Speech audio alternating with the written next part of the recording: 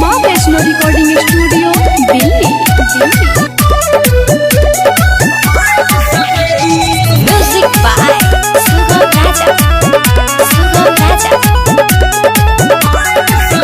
हमर सहिया बजावेला डीजे सुते तनी कोना रात भर गिजे ए सखी हमर सहिया बजावेला डीजे सुते तनी कोना रात भर गिजे कब धरे दुनु बुफर कब चढ़ जाला ऊपर कब धरे दुनु बुफर कब चढ़ जाला ऊपर हाथ तनी कोना लायक सखी बड़ी बात साला खाला नायक सखी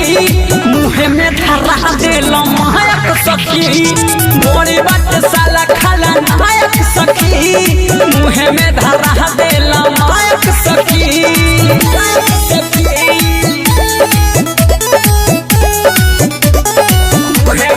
म्यूजिक बाय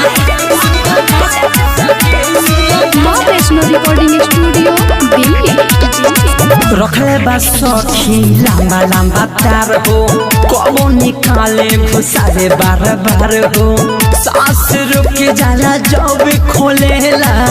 लाग जाला रोजे बुखार हो सुन हलो हाँ रखले बा सखी लंबा लंबा तार हो कबो निकाले घुसावे बार बार हो सांस रुक जाला जब खोलेला लाग जाला रोजो बुखार हो लंगा करे नहीं तार बड़ी बाटे होशियार लंगा करे नहीं तार बड़ी बाटे होशियार नहीं होकेला सहायक सखी बड़ी बाटे साला खाला नायक सखी मुहे में धरा देल महक सखी बड़ी बाटे साला खाला नायक सखी मुहे में धरा देल महक सखी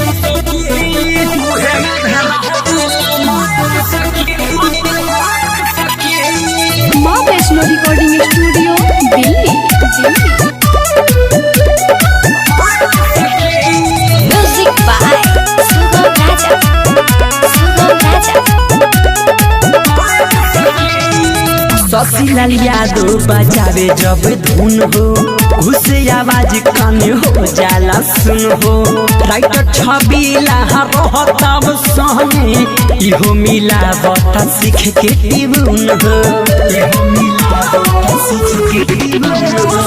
शशिलाल यादव बजावे जब धुन हो घुस आवाज कान हो जाला सुन हो राइटर छबीला रहतब सहने इहो मिलावे के सिखता टिबुन हो जब खोले हाथ लगा के खूबे बाजे कच कचा के जब खोले हाथ लगा के खूबे बाजे कच कचा के होरन लागेला भाभायक सखी बड़ी बात साला खाला नायक सखी मुहे में धरा देल महक सखी